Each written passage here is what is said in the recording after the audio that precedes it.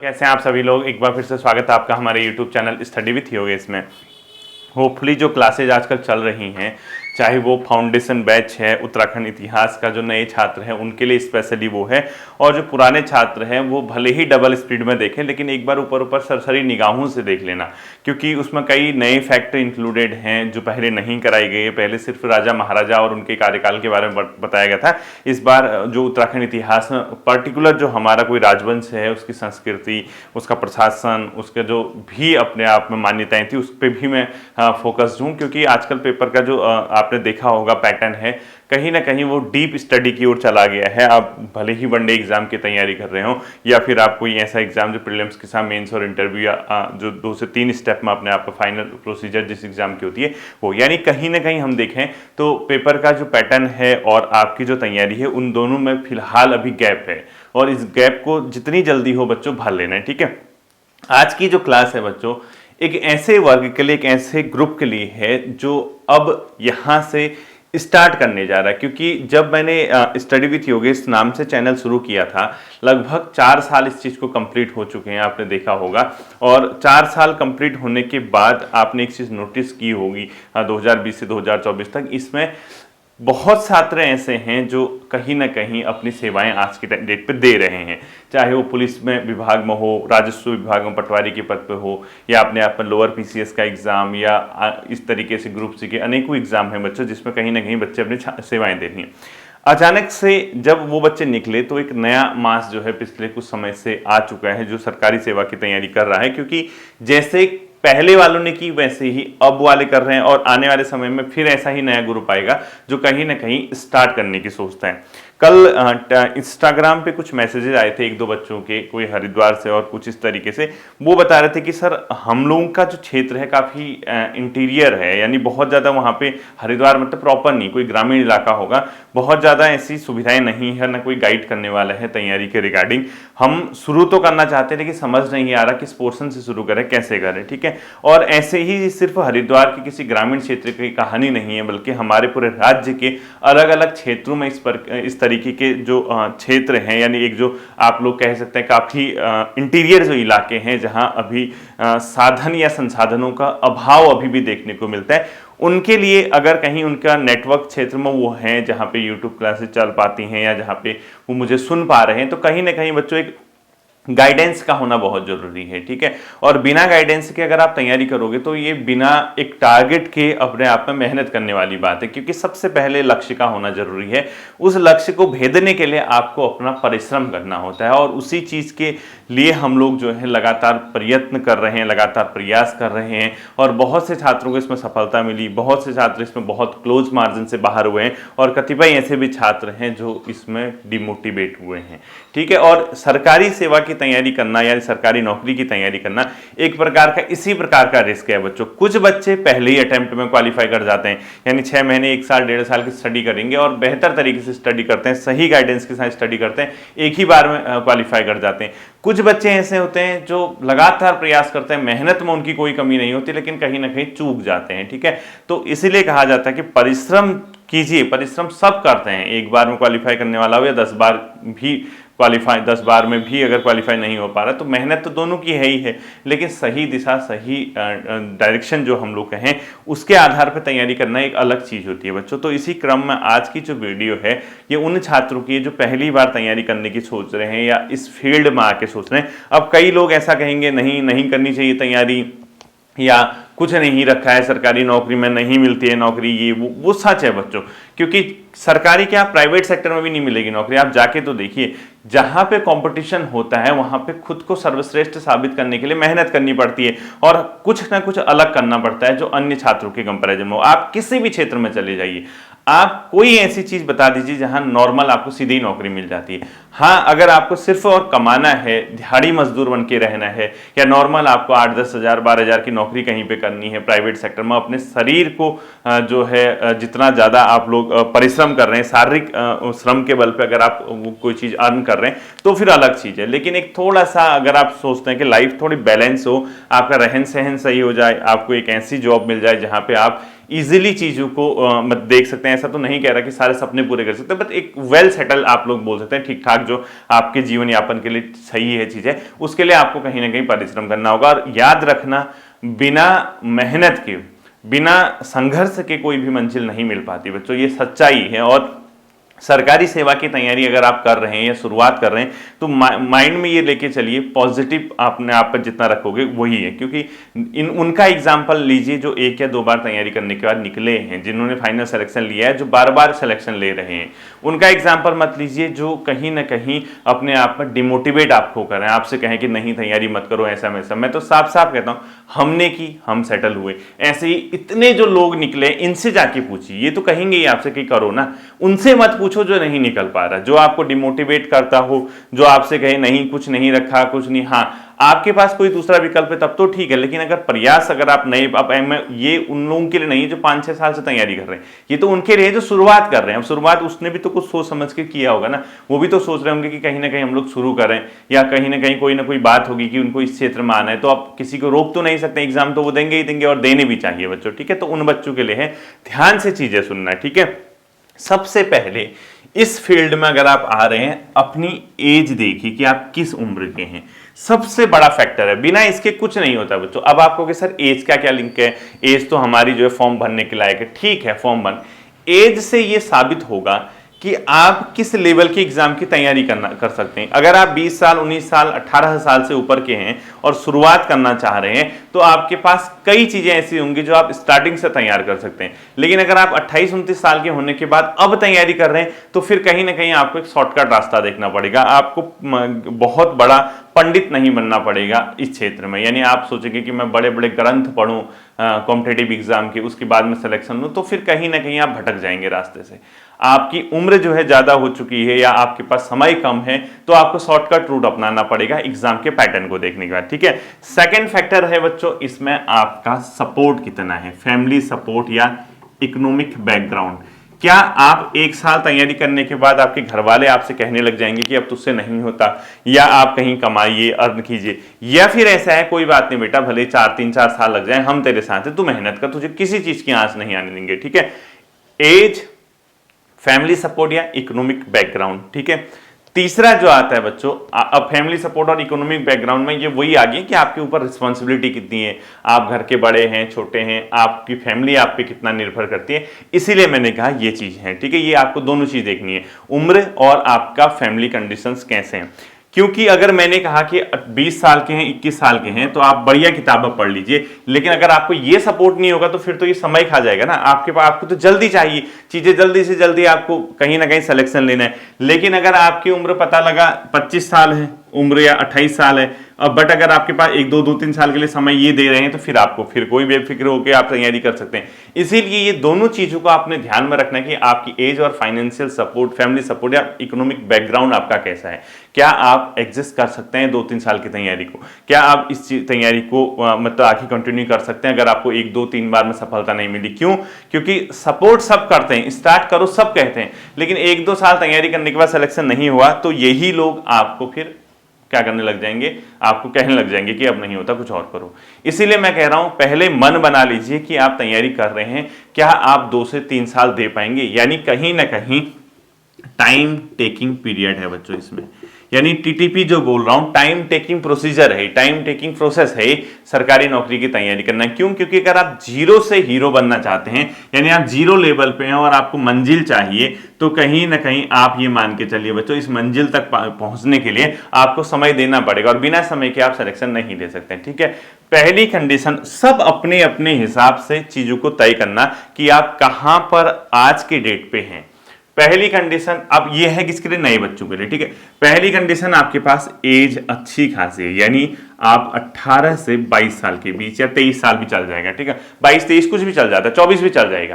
कहने का मतलब 18 से 24 साल लगा लीजिए आप, इसके बीच में है, ठीक है, या 25 साल कर दीजिए, चलो एक बीच का रास्ता हमने अपना लिया, कहीं पे भी हैं तो आप अभी ठीक कंडीशन में, आप जागे हुए हैं। ऐसा नहीं है क्योंकि देखो आप 25वें साल शुरू करोगे, कई लोग कहेंगे ना ना मत कर, ऐसा नहीं होता बच्चों, ठीक है। आपके अंदर अगर गट्स होंगे, आप मेहनत करने वाले छात्र होंगे, तो आप चीजों को कैसे ना कैसे निकाल लेंगे, ठीक है। दूसरा, आपकी एज है 25+, 25+, फिर आपको ये तय करना पड़ेगा कि आपने आज तक अगर ये किन के लिए है, जिसने तैयारी नहीं की है, जो अब शुरू कर रहा है। अब ऐसा नहीं कि 25 प्लस है और आपने बहुत लंबे समय से तैयारी की है, आपके लिए नहीं है ये, ठीक है। तो अगर आप यहां पे हैं, अगर अपने आप को आप इस कंडीशन में देखते हैं, इन दोनों कंडीशंस पे, आपसे मैं कह रहा हूं, अगर आप शुरुआत यहां से कर रहे हैं और आपको इसका सपोर्ट है, फैमिली सपोर्ट, इकोनॉमी बैकग्राउंड आपका, तो बेफिक्र होकर किताबों का चयन कीजिए।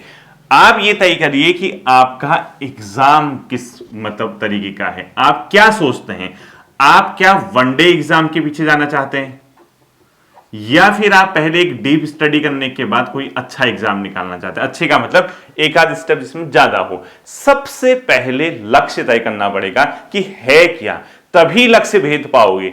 पीसीएस आया, फॉर्म भर दिया, रेंजर आया, फॉर्म भर दिया, लोअर पीसीएस आया, फॉर्म भर दिया, ग्रुप सी आया, फॉर्म भर दिया, कांस्टेबल आया, फॉर्म भर दिया, फॉरेस्ट गार्ड आया, फॉर्म भर दिया, आबकारी उप निरीक्षक आया, फॉर्म भर दिया, उत्तराखंड सब इंस्पेक्टर आया, फॉर्म भर दिया, और इसके साथ साथ बीएड भी चल रहा है, प्रवक्ता आया, प्रवक्ता भर दिया, एलटी आया, एलटी भर दिया, सीटेट आया, सीसेट आया, सीटेट आया, सीटेट भर दिया, डीएलएड आया, डीएलएड कर दिया। मतलब अगर इस तरीके से खिचड़ी बनी हुई है तो फिर कहीं ना कहीं चीजें फंस सकती हैं। मैं साफ साफ कह रहा हूं। इसीलिए इन सभी एग्जाम्स के जो मैंने नाम लिए, इसमें सिलेक्शन तब मिलता है जब आप एक बार अच्छे से स्टडी करेंगे, यानी आपने इस समय का भरपूर प्रयोग किया है, आप इस एज में हैं, आप अगर सही तरीके से स्टडी कर रहे हैं, यानी आपने क्या किया, आपने तय कर लिया कि मुझे किस एग्जाम में निकालना है। अब आपने, अधिकांश बच्चे सोचते हैं कि ग्रुप सी की तैयारी, ठीक है।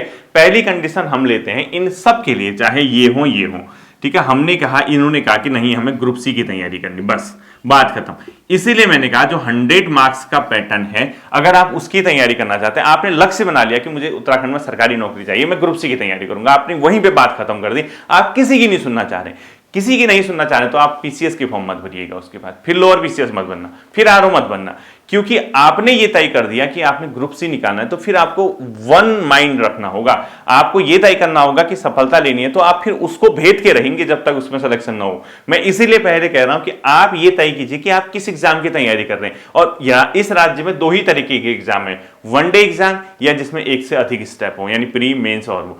सबसे पहले छांटना होगा आपको, आपका काम हल्का उसी समय हो जाएगा जब आपको ये तय कर लेंगे आप कि आपने किस एग्जाम की तैयारी करनी है। आधा काम तो वहीं खत्म हो गया। क्यों? क्योंकि यहां दो भागों में एग्जाम बढ़ गए। अब आपने कहा कि नहीं मुझे प्री मेंस वाले एग्जाम करने हैं, like PCS, lower PCS, RO, ranger, ये सब, तो फिर आपको स्टडी अलग लेवल की करनी पड़ेगी। आपने कहा नहीं मैं ग्रुप सी की तैयारी करता हूं, तो फिर आपको अलग लेवल की स्टडी करनी पड़ेगी। तो ये तय मैं नहीं करूंगा, ये तय आप लोग करेंगे बच्चों कि आपको किस एग्जाम की तैयारी करनी है। हमने मान लिया कि आपको ग्रुप सी के वनडे एग्जाम की तैयारी करनी है, ठीक है।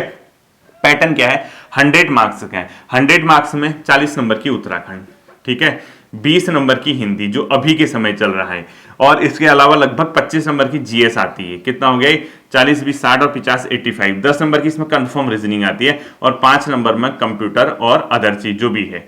ये यहाँ के एग्जाम का पैटर्न है। अब आपको देखिए, अब आपने कहा कि नहीं मैं किसी भी एज के हूं, आप 18 से हो, फैमिली सपोर्ट नहीं है तो आपको ग्रुप सी करना है, हो गया। आप 25 के हो, आपने कहा ना सर मुझे कोई दिक्कत नहीं, मुझे पूरा सपोर्ट है, मैं इसकी करता हूं, या वनडे एग्जाम, जो भी आप तय करते हो। मैंने पहली कंडीशन ले ली है कि आप जो है वनडे एग्जाम की तैयारी करने जा रहे हैं, आपको चाहिए कि आप वनडे एग्जाम की तैयारी कर रहे हैं, तो आपने सबसे पहले इसके पैटर्न को देख लिया। अब आप ये करेंगे कि आपको ये ध्यान रखना होगा कि ग्रुप सी का एग्जाम अगर आपका है, अगर आप ग्रुप सी का एग्जाम देना चाह रहे हैं, तो आपने क्या तय किया कि मुझे इस 100 मार्क्स में सिलेबस को ध्यान में रखना होगा कि इसमें उत्तराखंड 40 नंबर की है जो कि सबसे मेजर सेक्शन है, हिंदी इसमें 20 नंबर की जो सेकंड मेजर सेक्शन है, रीजनिंग इसमें 10 नंबर की है जो फोर्थ है, और जीएस इसमें 25 की, और 5 नंबर का अदर है, ठीक है। अदर लिख दिया मैंने इसको, 5 नंबर जिसमें कंप्यूटर वगैरह आता है। अब आपका सिलेबस ही हो गया, 40, 20, 60, 70 और 95 और 5 100। अब यहां से आता है किताबों का चयन।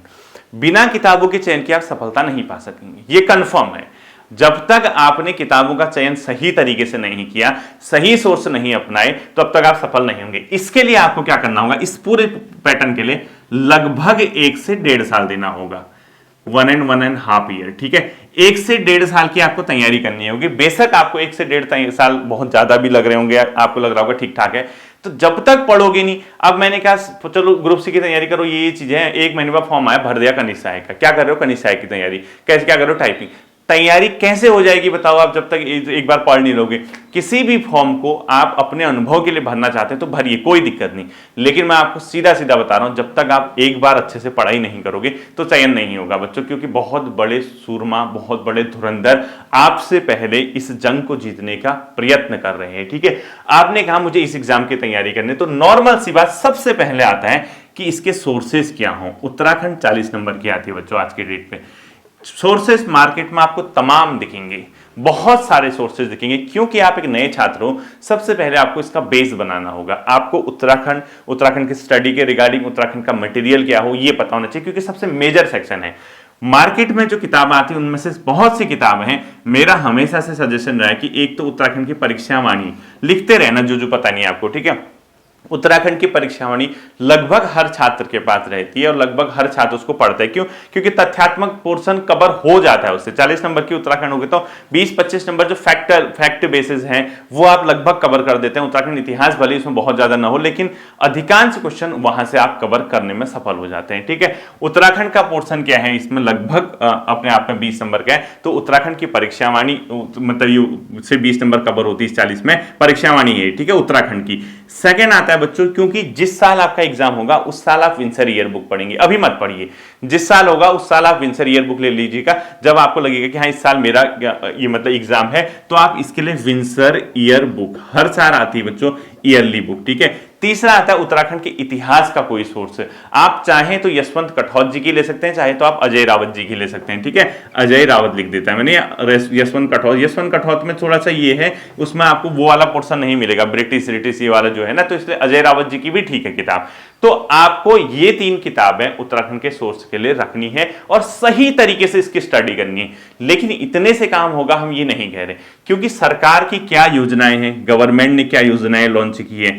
जिस साल आपने एग्जाम देना है उस साल का इकोनॉमी सर्वे क्या है उत्तराखंड का, जिस साल आपका एग्जाम है उस साल उत्तराखंड का बजट सेक्शन क्या है, जिस साल आपका एग्जाम है उस समय उत्तराखंड में करंट अफेयर्स के क्या पोर्शन बने हैं। इतना जब सब कुछ आप कर पाते हो तब आप इस 40 में से 30 नंबर, 32 नंबर, 33 नंबर पहुंचते हो। ये चीज बहुत बड़ी है। अब लोग क्या करते हैं, किताबों के सोर्सेज जमा करते हैं, एक इधर से एक इधर से एक इधर से एक इधर से सब लेके आते हैं। उनको ये पता नहीं कि एग्जामिनर ने वनडे एग्जाम की आपसे क्वेश्चन पूछने, उसको किस तरीके के क्वेश्चन पूछने हैं। आप सिर्फ और सिर्फ इसलिए क्योंकि देखो 40 नंबर होगा, 22-23 नंबर हर कोई ले आता है। अब कोई इकोनॉमी सर्वे गलत कर आता है, कोई बजट गलत कर देता है, कोई सरकार की योजना गलत कर आता है, कोई अखबार नहीं पढ़ता है तो उससे कुछ और चीज गलत हो जाती है। इसको हो के वो 22, 24, 25, 26 से ऊपर नहीं पहुंच पाते। इसीलिए मैं कह रहा हूं सोर्सेज यही काफी है बच्चों उत्तराखंड के लिए, अगर आप सही तरीके से जिसको किताब से या जो बहुत ज्यादा नहीं समझ पाता है, जैसे उत्तराखंड का इकोनॉमी सर्वे हर साल इस चैनल पे आपको मिलेगा, बजट के कुछ इंपोर्टेंट क्वेश्चन मैं करा देता हूं, उत्तराखंड करंट अफेयर्स में करा देता हूं, ये उत्तराखंड की इतिहास आपको पढ़ाया गया है, परीक्षावाणी कैसे पढ़ना है ये आपको बताया गया है, विंसर ईयर बुक में कराता हूं। अगर यूट्यूब की बात करो तो इस चैनल पे वो तो आप पे डिपेंड है कि आप क्या देख रहे हो। मेरा कर्म है इसमें चीजों को देना और डिलीवर कर देना, चाहे उत्तराखंड हो कुछ हो, पढ़ना ना पढ़ना मैं ये सजेस्ट नहीं करूंगा आप यहां से पढ़ो, मेरे चैनल से पढ़ो, उससे पढ़ो, ऑफलाइन पढ़ो, ऑनलाइन, आपकी मर्जी। किताबें मैंने आपको ये बता दी है, ये सारी चीजें इस चैनल पे भी अवेलेबल रहती हैं। आप प्लेलिस्ट में जाएंगे तो उत्तराखंड की जिला सीरीज से आपको पूरे जिले कवर कराए हैं, उत्तराखंड इंडिविजुअल टॉपिक सीरीज से आपको मेन टॉपिक है, उत्तराखंड का इतिहास इसमें है, परीक्षावाणी की तैयारी इसमें है, विंसर ईयर बुक इसमें, इकोनॉमी सर्वे इसमें, सब कुछ इसमें मिल जाएगा आपको। लेकिन इकोनॉमी सर्वे वगैरह अभी पढ़ के कोई फायदा ही नहीं जब आप स्टार्ट कर रहे हैं, तो ठीक है, ये मेन चीज है। दूसरा आता है हिंदी। हिंदी के लिए बहुत से सोर्सेज हैं बच्चों मार्केट में, लेकिन आपको हिंदी व्याकरण की एक एनसीईआरटी की कोई किताब लेनी चाहिए, एनसीईआरटी व्याकरण। ठीक है, अगर आप मार्केट में जाते हैं तो एनसीईआरटी व्याकरण पक्का ढूंढिएगा। इसके साथ कोई एक ऐसी किताब जो कॉम्पिटेटिव एग्जाम की दृष्टि से व्याकरण की इंपॉर्टेंट है। इसमें एक लूसेंट हिंदी आती है, एक हरदेव बाहरी की आती है, एक कोई राजपाल जी की आती है, वो तो मैंने देखी नहीं, लेकिन बच्चे कहते हैं कि सर राजपाल जी की किताब है, राजपाल जी मैंने देखी नहीं, मैं सजेशन भी नहीं दूंगा, मैंने देखी नहीं हूं अभी तक। ठीक है, मैंने जो बच्चों के मुंह से सुना है, क्योंकि मैंने एनसीईआरटी व्याकरण और हिंदी लूसेंट की व्याकरण, ये 2 किताबें मैंने बेसिकली देखी हैं, और ग्रुप सी के एग्जाम में व्याकरण का पोर्शन कवर हो जाता है। हालांकि कुछ आजकल जो हमारे लोकोक्ति और ये सब चीजें उत्तराखंड के संबंध में भी हिंदी में पूछता है, वो अलग चीज है। ठीक है, तो हिंदी व्याकरण के एनसीईआरटी व्याकरण प्लस हिंदी लूसेंट की व्याकरण, हिंदी लूसेंट की व्याकरण, ठीक है, ये आपको मार्केट में मिल जाएगा। 20 नंबर में से 15-16 नंबर कवर ये चीजें करती हैं, 4-5 नंबर इधर उधर से आते हैं, वो सबको परेशान करते हैं, वो आपके वहीं पे कितना आप कवर कर पा रहे चीजें वहीं काम आते हैं। ठीक है, तीसरा आता है बच्चों जीएस, क्योंकि वनडे एग्जाम है। वनडे एग्जाम के लिए ल्यूसेंट जीएस प्लस महेश वर्णवाल जी की एनसीईआरटी सार और तीसरा घटना चक्र ऑब्जेक्टिव। ये 3 किताबें हैं बच्चों जिसको आपको करना चाहिए। क्यों? क्योंकि अगर मैं यहाँ पे डीप किताबें लिख दूं, मैं लिख दूं लक्ष्मीकांत पढ़ो, बिपिन चंद्रा पढ़ो, क्या फायदा? टोटल आना है 25 नंबर, इतिहास 3 नंबर, कभी कभी एक भी नंबर नहीं आएगा इतिहास, भूगोल आना है 2-3 नंबर, कभी कभी एक भी नंबर नहीं आता। तो अनावश्यक चीजों को देने से बेहतर है आप जितनी जल्दी चीजें कवर करो, लूसेंट जीएस प्लस महेश वर्णवाल जी की एनसीईआरटी सार और घटना चक्र ऑब्जेक्टिव जो अलग अलग सब्जेक्ट की आती है। घटना चक्र ऑब्जेक्टिव क्या फायदा देगा? जब आप लूसेंट जीएस या महेश वर्णवाल जी की किताबों को पढ़ेंगे, ये वन लाइनर है, ठीक है, महेश वर्णवाल जी की, ये पढ़ेंगे तो जब पेपर होगा जिस समय आपका, तब आप ऑब्जेक्टिव क्वेश्चन करने के लिए आपको फायदा होगा। एक मेंटली आप तैयार रहेंगे कि किस तरीके के क्वेश्चन पूछे जाते हैं। इसीलिए मैं कह रहा हूं डीप स्टडी वाली जो चीज है वो मैं इसमें नहीं बता रहा हूं, ठीक है। अगला आता है बच्चों रीजनिंग। कोई भी किताब मार्केट से उठा लीजिए, ये आज की डेट पे आपका सिलेक्शन बहुत हद तक निर्भर करेगा। 10 नंबर की रीजनिंग को अगर आपने ऐसे ले लिया कि जो लाइटली मैं सोचूं कि जी 10 नंबर की ही रीजनिंग है, हो जाएगा, तो आप चीजों में मात खा गए, समझ लेना। कंफर्म मान के चलिए आप मात खा गए हैं अगर आप रीजनिंग की किताब को हल्के में ले रहे हैं या सोच रहे हैं कि जब एग्जाम होगा तब इसकी तैयारी करूंगा। तो ऐसा नहीं चलेगा बच्चों। तय है कि आप उस समय पे फेलियर कहलाओगे अगर आपने आज से रीजनिंग नहीं करना शुरू किया। क्यों? क्योंकि ग्रुप सी के अगर सिलेबस को देखोगे, रीजनिंग का 10 नंबर है, उसमें आपको नॉर्मल रक्त संबंध है या काउंटिंग ऑफ फिगर है या इसके अलावा जो कैलेंडर है, घड़ी है या इस तरीके से जो बैठक व्यवस्था है, ये तो बेसिक है। इसके अलावा जो फिगर वाले क्वेश्चन है, पेपर काटना, दर्पण प्रतिबिंब या इस टाइप की जो चीजें, ये आपको अभी से प्रैक्टिस करनी होगी, तब जाके। अब आप इतना पोर्शन जब कवर करोगे 1 से 1.5 साल के अंदर या 1.5 से 2 साल के अंदर, तब जाके आप एग्जाम में बैठोगे, एक अलग ही कॉन्फिडेंस होगा। अब पता लगा कहा कि मेरी एज होगी, मैं ग्रुप सी की तैयारी कर रहा हूं, 1 महीने बाद कनिष्ठ सहायक आ गया, मैं कनिष्ठ सहायक की तैयारी कर रहा हूं, टाइपिंग कर रहा हूं। टाइपिंग करके क्या करेगा भाई? जब तुम्हारा पोर्शन ही कवर नहीं है, जब तुमने पढ़ा ही नहीं है चीजों को, तो कैसे कवर कर लोगे? खुद ही सोचो ना। ये तो अपने आप को ऐसा है कि हमने कहा तैयारी करते हैं और फिर हम भटक गए। भटकाव अगर आपने किया तो आपका सिलेक्शन बहुत दूर हो जाएगा बच्चों, ये ध्यान रखना। यही चीजें कई बच्चे फेस कर रहे हैं बहुत लंबे समय से। उन्होंने क्या किया? बहुत सा कंटेंट इकट्ठा किया और आज ऐसा कंटेंट बना दिया कि उनको खुद ही पता नहीं चल रहा कि क्या पढ़ना है क्या नहीं पढ़ना। उनको लग रहा है कि हर एग्जाम अलग हो जा रहा है। वो क्या है? अपनी गलती है, शुरुआत गलत तरीके से की है और फिनिशिंग भी सही तरीके से करने में डर रहे हैं अब, ठीक है। ये था ग्रुप सी का।